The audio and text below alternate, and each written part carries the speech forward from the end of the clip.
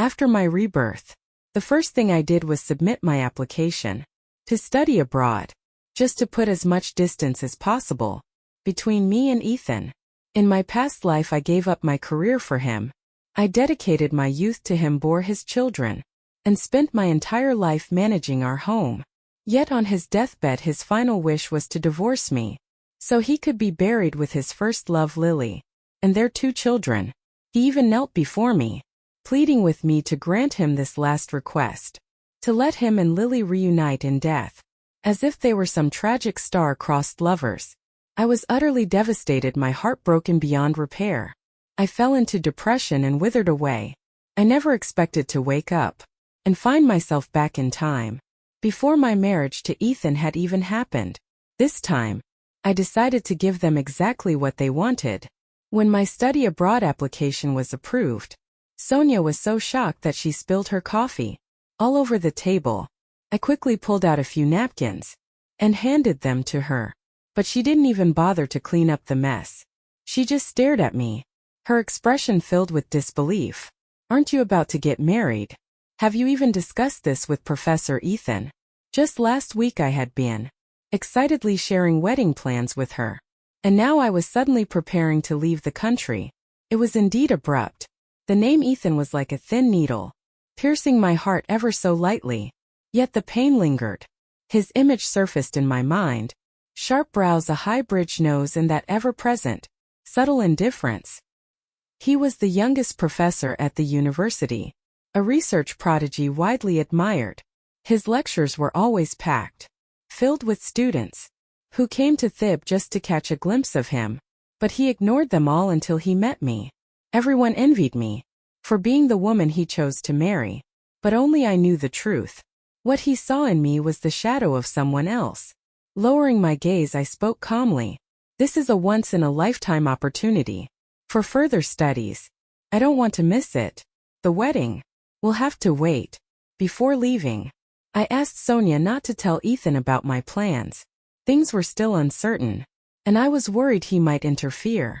Though in all honesty, his mind was completely preoccupied with Lily now, and he probably had no time to care about me. Ethan and I met 2 years ago, when I first started working as a lecturer. He was already a well-respected professor, and I fell for him at first sight. He responded to my advances, and soon we naturally became a couple. Ethan was not the romantic type. He was quiet, reserved, and never said sweet words. At most he would occasionally stare at me in a daze. Back then I didn't think much of it. I assumed that was simply how he expressed affection. It wasn't until much later that I realized, at certain angles, my face resembled Lily's. We had been together for 2 years. Our relationship stable, already discussing marriage. I had been eagerly preparing for our wedding, choosing the date, picking out my dress, planning everything with excitement. Then Lily showed up with her son. That was when I learned Ethan had a first love. They had been together for 7 years, from high school through college, before eventually going their separate ways. And just like in my past life, Lily appeared, her face streaked with tears, sobbing about how her husband was abusive. She begged Ethan for help, and just like before, he became completely absorbed in her problems. He found her and her son a place to stay, hired a lawyer to help with her divorce, and did everything he could to support her. But he had no time to help me pick out my wedding dress. In the end, I planned the entire wedding alone. On the day of the ceremony, he merely showed up, going through the motions. After we got married, he received an opportunity to study abroad, and Lily, under the guise of gratitude, followed him there. But I was forced to stay home and take care of my mother-in-law after she had a stroke. From then on, Ethan and I became like strangers, barely spending time together. Later I gave birth to our son and daughter. Our daughter was born weak and required extra care, so I had to devote even more of my time and energy to her. I gave up my career entirely, eventually resigning from my job. I confined myself to a small world, dedicating everything to my family, giving my all without hesitation. And yet while I was home tending to our children, Ethan was traveling with Lily, watching the northern lights in Iceland, seeing penguins in Alaska. I cried, I fought. But all I got in return was his cold, dismissive response. Can you stop acting like a shrew? Even the children I had raised with my own hands began to look down on me. Because I had been a housewife all my life, they found me embarrassing, saying I could never compare to Aunt Lily's grace and sophistication. They claimed that their highly educated, knowledgeable father and the elegant, cultured Lily were a better match. I never imagined that I would raise such ungrateful children. Later, when Ethan fell seriously ill, his final wish before dying was to divorce me, so that after death he could be buried alongside Lily. Even my children urged me to grant their so-called star-crossed lovers their final wish. But I refused. I had poured my heart and soul into this family, given everything. I had worked myself to exhaustion, to the point of falling ill. Once when my daughter had a high fever, that wouldn't break. I stayed up all night by her bedside, and by morning, my hair had turned white from the stress. How could I just let it all go? What gave them the right to demand such a thing from me? I held firm, refusing to let go. Lily fell ill from distress, and her son, furious on her behalf, broke into my house in the middle of the night to threaten me. In his rage he lost control, and the knife in his hand plunged straight into my heart.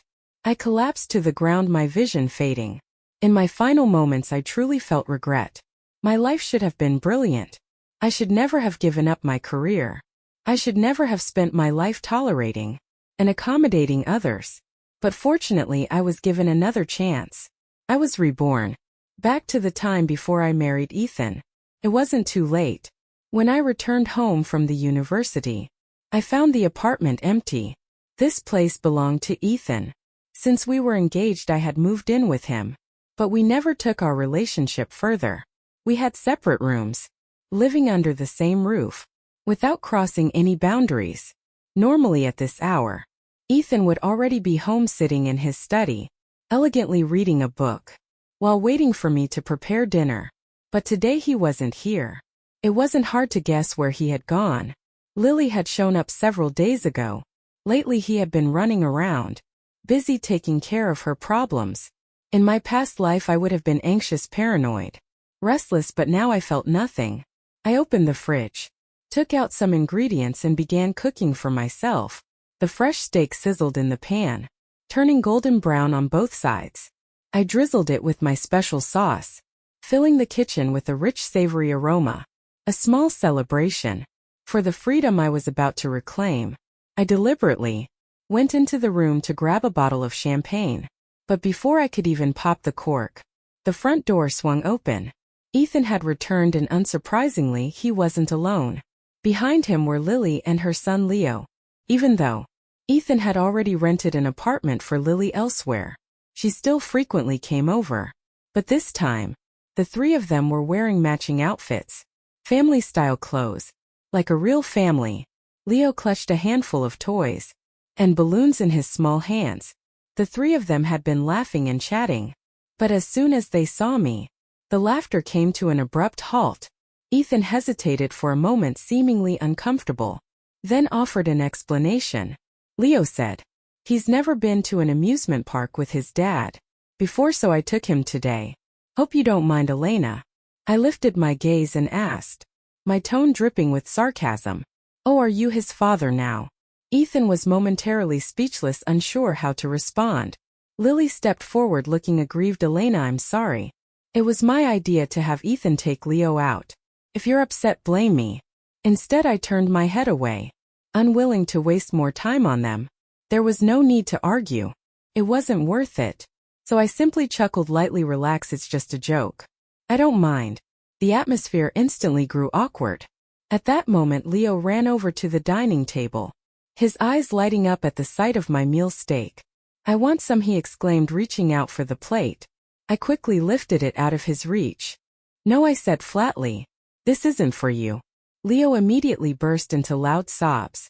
Lily hurriedly picked him up, wiping away his tears while saying softly, "Elena, are we not welcome here? Maybe we should stop coming over for meals." Ethan frowned and looked at me. "It's just a meal. Do you have to be so petty?" The kid likes your cooking. Why not make a little more? It's not like we can't afford it." After saying that, he took Leo from Lily's arms and said, "Come on, buddy. Uncle will take you out to eat." With that, the three of them turned and left. As they walked out, Lily shot me a taunting glance. I remained indifferent. After they were gone, I finally popped the champagne. With a loud pop, the cork flew off, and bubbles foamed at the rim of the bottle. I poured myself a glass. Ethan hadn't even noticed that. I hadn't cooked dinner for him either. I glanced at the digital calendar on the wall. 30 days, just 30 more days. And I could walk away from him completely. I raised my glass in a silent toast.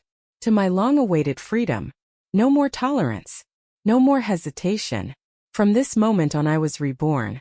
After dinner, I rested for a bit before heading out. I still had an afternoon class to teach. Even though I would be leaving soon, I still needed to finish my responsibilities properly. After my lecture, I went home briefly. Ethan still wasn't back.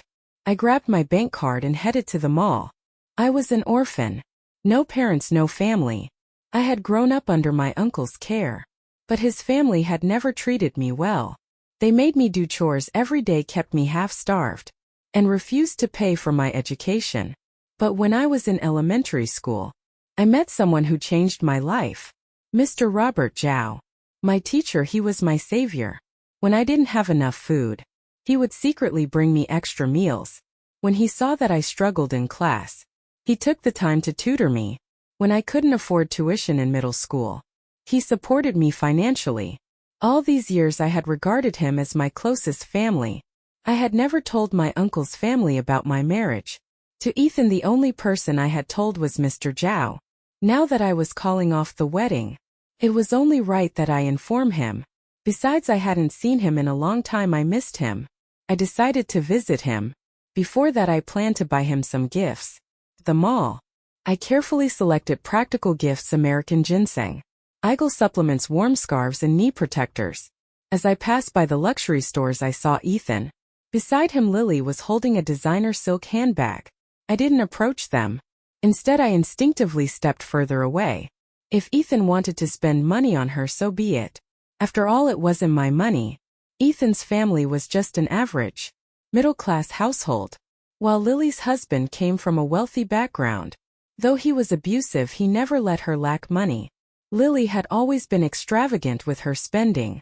In my past life, Ethan only became financially successful after studying abroad and helping a struggling company on the verge of bankruptcy. He invested in it, became a shareholder, and only then did he truly become wealthy. But this life, a lot of things were bound to be different. Ethan came home late that night. "I had an evening class," he said vaguely, offering an explanation. I knew it was a lie, but I didn't call him out on it. There was no need. He knew that mentioning Lily would upset me. So instead of admitting the truth, he avoided the topic altogether. And since he didn't want to invite conflict, why should I waste my energy on it? I quietly sipped my milk. Lately I've been having trouble sleeping, so I developed a habit of drinking warm milk before bed. After a long pause, Ethan finally spoke again. "I know you don't like how close I am with Lily," he started hesitantly, "but she's a helpless woman. She's already suffered enough from domestic abuse. Now that she's come to me for help, how could I just ignore her? It's not just about her," he continued. "If anyone else came to me in need, I would do the same." I remained silent. Ethan shook his head, as if resigning himself to something. "If it really bothers you that much, I'll try to keep my distance from her in the future." Then, as if trying to smooth things over, he said good night, and pulled out a small gift bag from behind him. I opened it and saw a bottle of perfume. Looking slightly uncomfortable, he muttered, "I spoke too harshly this morning. Consider this an apology. I haven't really bought you any expensive gifts before, and this perfume suits you." I glanced at the bottle for a moment, before offering a polite smile and accepting it. I had never worn perfume before. How could he possibly know what suited me? Seeing me accept the gift, Ethan seemed relieved, as if he had resolved something. He looked like he wanted to say more, but before he could, I cut him off. I'm tired, I'll be heading to bed. I turned and walked away. He hesitated for a moment but didn't say anything else. Back in my room, I didn't go to sleep right away. Instead, I started packing. Since I had already made up my mind to leave, there was no point in leaving my things here. Any longer. I didn't have much. Just a few books and daily necessities. After all, I hadn't lived here for long. I carefully set aside the most important items and packed my clothes into my suitcase. Anything unnecessary I simply discarded. It wasn't until I had finished organizing everything that I finally drifted into a deep sleep, because I had gone to bed late. I woke up later than usual the next morning. A knock on my door pulled me out of my sleep. Ethan never used to be this formal with me, but ever since Lily showed up, he had started keeping his distance. I opened the door and looked at him questioningly. Looking slightly awkward, he said, "I noticed you weren't up yet. I thought you might not be feeling well, so I went out and got breakfast." That was unexpected. Normally I was the one who cooked. He rarely paid attention to things like this. I was about to leave the room when I noticed his gaze shift. His expression tensed as he suddenly stepped in front of me. "You're packing. Are you leaving?" My heart tightened slightly. Ethan had noticed that my room was much emptier than before. My suitcase was already outfilled with clothes. That's why he was asking. I had been keeping my departure a secret because my study abroad application hadn't been officially approved yet. I didn't want to risk anything going wrong until everything was confirmed. I had no intention of telling him, so I went along with the excuse I had prepared. "I just wanted to visit Mr. Jiao," I said casually. "It's been a while since I've seen him and I miss him." Ethan knew about my past and understood how important Mr. Jiao was to me. I had always made occasional visits to see him, so my reason was completely believable. "Oh, I see." Ethan's expression relaxed, and he didn't question me further. Ethan smiled. "Since we're about to get married, it makes sense for you to visit. If Mr. Zhao is willing, we can even invite him here." At the dining table, I noticed the breakfast spread: soup, dumplings, and lotus leaf porridge, both my favorites. It seemed Ethan had put in some effort today. The two of us ate in silence, but the atmosphere was unexpectedly warm. For a brief moment, it felt like things had gone back to the way they were before Lily appeared. Back then there were no cracks between us. We were in love, looking forward to building a home together. Then Ethan suddenly said, "Why don't I go with you?" I froze, not having expected that. Before I could respond, his phone rang. Lily's panicked voice came through the speaker. "Ethan, my husband found us. I'm so scared. He's right outside. Please come save us." Ethan's expression changed instantly. He grabbed his coat and rushed out the door. Once he was gone, I let out a relieved sigh. That saved me from having to come up with an excuse. If I let things unfold naturally, Ethan would eventually marry me as planned. But I didn't want that. I refused to repeat the same mistakes. I finished my breakfast at a leisurely pace, then sent him a quick text before grabbing my suitcase and heading to the airport. 5 hours later, I saw Mr. Jiao. His hair had turned completely white. Compared to my childhood memories, his home hadn't changed much. He had divorced his husband when he was young and had no children of his own. I was just one of the many students he had supported over the years, but he always said that we were all his children. When I was little, I often came to his house. He would cook for me, tutor me, and take care of me. I had no parents, but to me he was like a mother. Now that I was back, I told him about my decision. As I spoke, memories from my past life resurfaced. The pain, the injustice, the silent suffering. In my previous life, I had always hidden my hardships from him, letting him believe I was living a good life. But this time I had chosen a different path. I wanted his blessing. Mr. Jiao listened quietly, his smile never fading. When I finished, he patted my hand gently and said, "You've worked so hard to come this far. I just hope you won't let anyone or anything hold you back. Stay true to yourself." Tears streamed down my face. I stayed at Mr. Jiao's house for 5 days. Since I was about to leave the country, it wouldn't be easy to visit him again. During my stay, Ethan called asking when I'd be back. so we could set a date to pick out wedding dresses. I took another leave of absence from the university, delaying things as much as possible. With each passing day, the date on the calendar inched closer, and for the first time in a long while I felt hopeful. I returned home in good spirits, but my mood soured the moment I stepped into my room. At some point while I was gone, someone else's clothes and personal items had been placed inside. My belongings had been shoved into a corner, some of them stained with melted ice cream. I had already guessed what had happened, and right on cue Ethan and the others arrived home. He was holding Leo's hand, laughing and chatting as they walked in, with Lily beside them. They looked like a perfect happy family, and I was the outsider. Your band said surprised to see me. Lily immediately put on a timid apologetic look. Hi Elena, she greeted softly. I kept my expression cold, sensing the tension. Lily quickly shrank back, stepping behind Ethan, as if she had done something wrong. She tugged at his sleeve, looking helpless. Ethan hesitated for a moment, then said, somewhat awkwardly, Lily's husband came looking for her again. She was scared to be alone. I let them stay here for 2 days, Ethan explained. You weren't home and the room was empty, so I let them use it. Lily and Leo stayed in your room. There are moments when you're so speechless that all you can do is laugh. Of all the excuses, this was the best he could come up with. In this day and age, who brings people into their home? When hotels exist, there are plenty of hotels with security guards. They would have been more than capable of handling her husband. Staying in a hotel would have been much safer than hiding in the home of a mild-mannered professor. And besides, it's not like she didn't have a phone. If they wanted to stay in my room, if they were going to touch my things, they could have at least called me. Had they just given me a heads up, I wouldn't have been this angry. But instead they didn't say a word. They simply threw my belongings aside and moved in.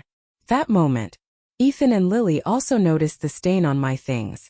Melted ice cream. Ethan frowned slightly. Noticing his reaction, Lily quickly stepped forward, her voice soft and pitiful. Elena, I'm so sorry, she said. Leo accidentally got ice cream on your things. I apologize on his behalf. She lowered her head, her voice trembling.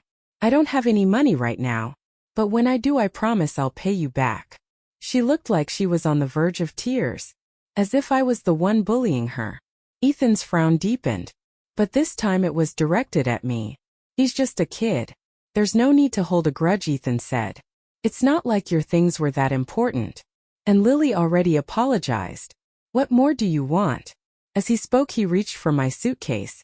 Why don't you just stay in my room tonight? You just got back, let's not make things unpleasant. My heart sank. Here we go again. It was always the same. Every time I had a conflict with Lily, I was the one being unreasonable. I was the one making a fuss. I was the one who had to tolerate, to back down, to be the bigger person. But why should I be the one to endure everything? I stepped aside, avoiding his outstretched hand. His fingers hovered midair for a moment, before he looked at me in confusion. I met his gaze head on. First, I said calmly, I decide whether my things are important, not you. Second, just because she apologized doesn't mean I have to accept it. And I don't. Third, I have no interest in sharing a room with you. With that, I grabbed my suitcase and walked out. Ethan stood there in stunned silence for a moment, before calling after me, Elena. I didn't look back. There was no reason for us to live together in the first place. Only 19 days left. 19 days I would finally be free. I booked a hotel and took a cab there. Since I hadn't even unpacked my suitcase yet, I didn't have to waste time gathering my things. Ethan called me several times, but I blocked his number. That night I had the best sleep I'd had in a long time. The next day I went to campus. As usual, everything was going smoothly until the end of class. A commotion broke out outside the lecture hall. A student ran in excitedly. Professor Ethan is here, Miss Elena, they announced. Barely able to contain their enthusiasm, I turned my head and sure enough, Ethan was standing just outside the door, gazing at me gently. Oh my God, Professor Ethan is so handsome. Did he come to pick up Miss Elena? They're getting married soon. Right, how romantic. I frowned. I knew how popular Ethan was on campus. His lectures were always packed, sometimes even drawing students from other departments. When we first started dating, I had even received threatening letters from some of his more obsessive admirers. Because of that, we had always kept our relationship low profile. We avoided being seen together at school, made sure to arrive and leave separately. But today, for the first time, he had come looking for me in public. Suppressing my irritation, I walked over to him. "Let's go," I said curtly. He smiled and naturally took my bag. Then, as if it were the most normal thing in the world, reached for my hand. I wanted to shake him off, but I didn't want to create unnecessary gossip, so I endured it. Under the watchful eyes of countless students, we walked off campus together. Only once we were inside his car did I finally let out a breath. Only after getting into the car did I drop the fake smile from my face. Ethan pulled up to an intersection and sighed. "Elena, stop being difficult. You were never this unreasonable before," he said, his voice tinged with frustration. "Everyone's worried about you. Lily didn't sleep at all last night. She kept telling me to come pick you up. Even Leo has been crying, saying he knows he was wrong and shouldn't have messed up your things. He'll apologize as soon as we get back." Ethan truly thought he was giving me an easy way out, a way to save face. But I only felt disappointment. I turned to look at him. "Ethan, do you really think I'm acting like this just because of those incidents?" He hesitated for a moment, silent. Then after a long pause he finally spoke. "I know you're upset about my relationship with Lily," he said, choosing his words carefully. "But I promise you there's nothing between us. I just feel sorry for her. That's why I'm helping her. But don't worry, I will marry you." I let out a cold laugh. He felt sorry for her. He would marry me.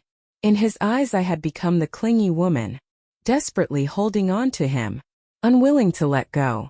He truly believed everything I did was just to keep him from leaving me. To him, our marriage was nothing but charity. How utterly ridiculous. I didn't bother arguing. Ethan kept driving, heading straight for home, never once asking if I wanted to go back. Fine. There were still a few things I needed to retrieve from the house. Might as well take care of it all at once. We arrived at the house, but before we could enter, Ethan received a call. It was from the divorce lawyer he had hired for Lily. The documents had been finalized and delivered to the building's front desk. "I'll go grab them real quick," he said. "You go inside first." "I won't be long." I didn't reply. I simply pushed the door open and stepped inside. Lily, hearing the noise, walked out of the kitchen holding a spatula. "Ethan, Elena, you're back." I made a lot of food as an apology for Elena. Her words cut off when she saw I was alone. I smirked sarcastically. "Drop the act, it's just me." Lily's expression shifted instantly. She rolled her eyes and turned back toward the kitchen. I couldn't be bothered to engage with her. I went straight to my room, intending to take my packed belongings and leave. But the moment I stepped inside, I froze. Leo was there playing with something. He was holding a small clay bear and was about to pour water on it. My expression immediately darkened. "Give it to me," I said firmly. Leo gripped the clay bear tighter and turned to glare at me. That wasn't just any toy. It was a handmade clay bear Mr. Jiao had given me when I was a child. I had never owned any toys growing up, so he had made one for me himself. It was the only gift I had from him. I had always kept it safe, displayed inside a glass case. And now Leo had taken it out without permission. "No!" he yelled, puffing up his chest in defiance. Lily, hearing the commotion, walked in, but made no effort to take the toy away from him. Instead, she crossed her arms and said, her voice dripping with condescension, "Elena, it's just a toy.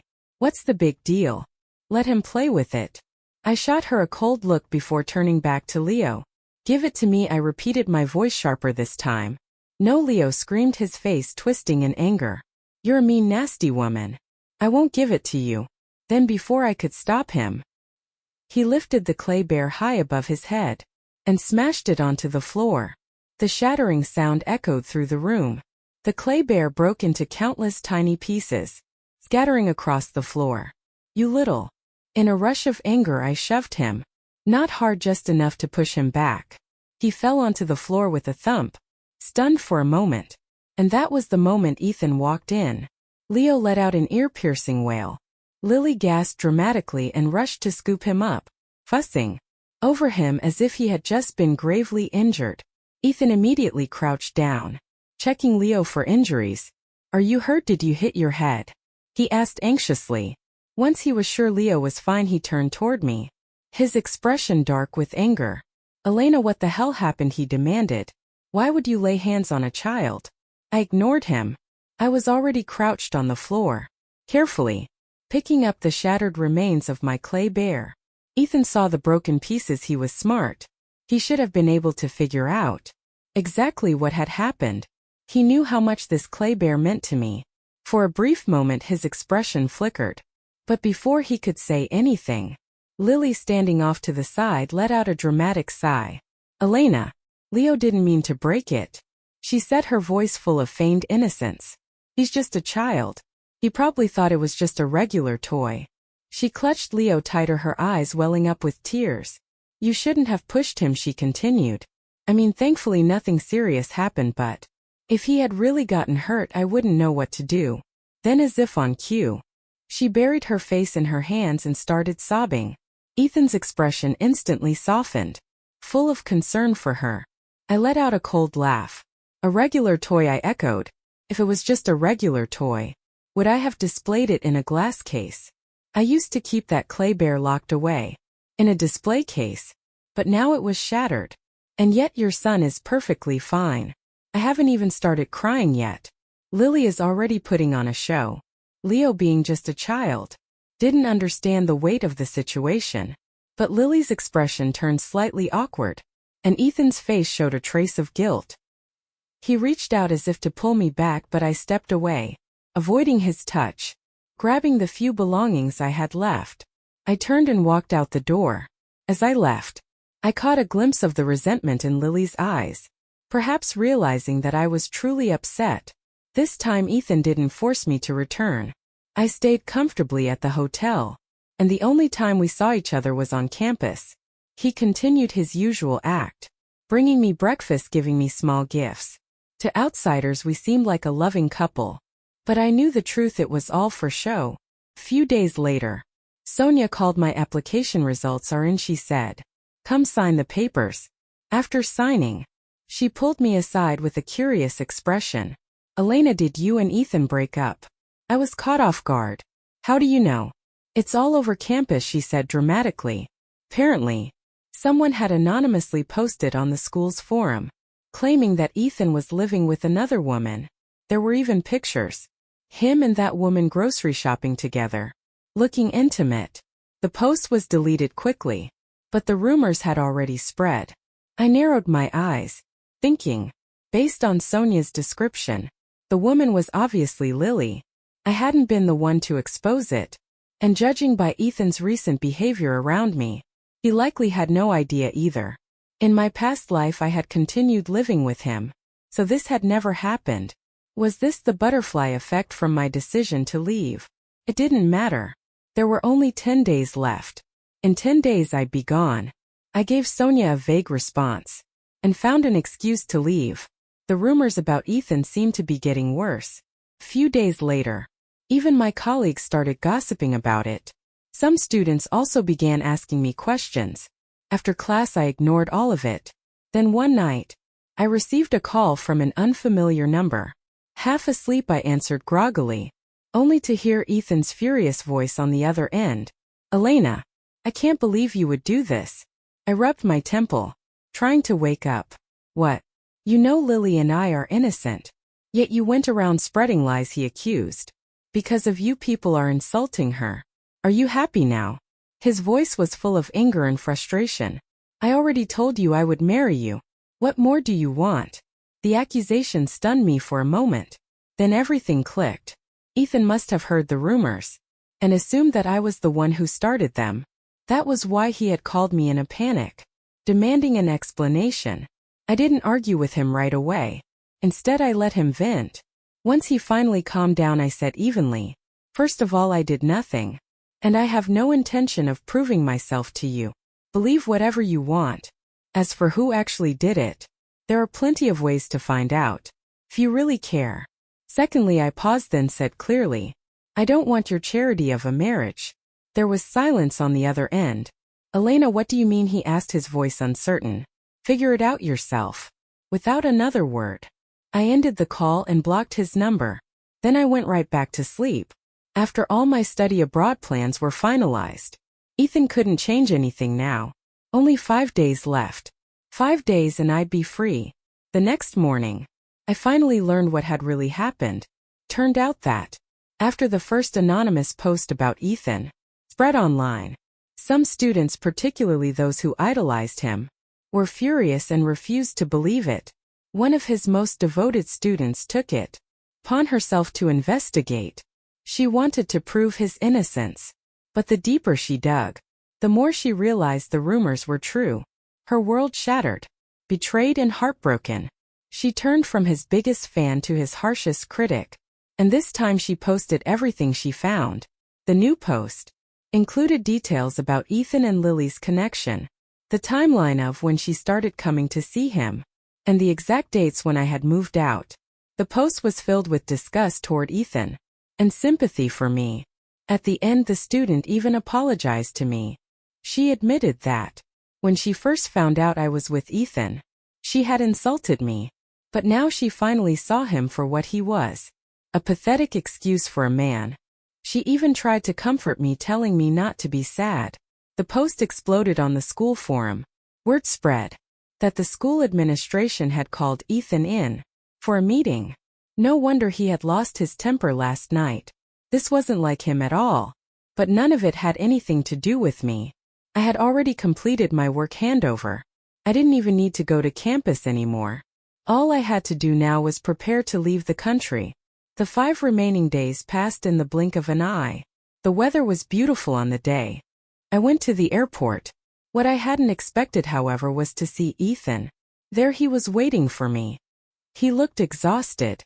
Dark circles under his eye, stubble covering his jaw. The first thing he did was apologize. He told me he had finally investigated the rumors, and he had discovered that the very first post had been made by Lily herself. After I left the house, Ethan had started trying to win me back, bringing me breakfast, giving me gifts. Lily had sensed the shift and panicked, so she had deliberately exposed their situation, hoping to pin the blame on me to force Ethan's hand. She wanted to push him into choosing her completely, but she hadn't accounted for the student, who dug too deep. Her plan had backfired spectacularly. Ethan's perfect image, the cold, untouchable professor, was shattered. Now everyone saw him for what he really was, a man who still clung to his ex, while stringing along his fiancée. And Lily, her schemes had crumbled. Ethan told me he had finally seen her for who she was. He had already cut ties with her. At the end of his explanation, his eyes were red. Elena, I regret everything, he said. Can you forgive me? Without hesitation, I let go of his hand and boarded my flight. Looking out at the vast blue sky, I smiled. I was above the clouds now, and from here on out my life would be just like free, limitless. Years passed. I had long since left that chapter of my life behind. I built a successful career abroad, made genuine friendships, and experienced the kind of love that wasn't tainted by betrayal. Everything I had once lost I regained, and even more. As for Ethan and Lily, their fate unfolded just as they had sown. Ethan never truly recovered from the scandal. His once pristine reputation as a young, talented professor had been permanently stained. The university didn't fire him, but he was no longer admired. Students avoided him. Colleagues treated him with polite indifference. And every time his name was mentioned, it carried a hint of mockery. No one wanted to be associated with a man who couldn't even sort out his own personal life. Eventually he left the school, hoping for a fresh start elsewhere. But no matter where he went, the shadow of his past followed. Without his academic prestige, without his carefully curated image, he was just another ordinary man. As for Lily, her downfall came even swifter.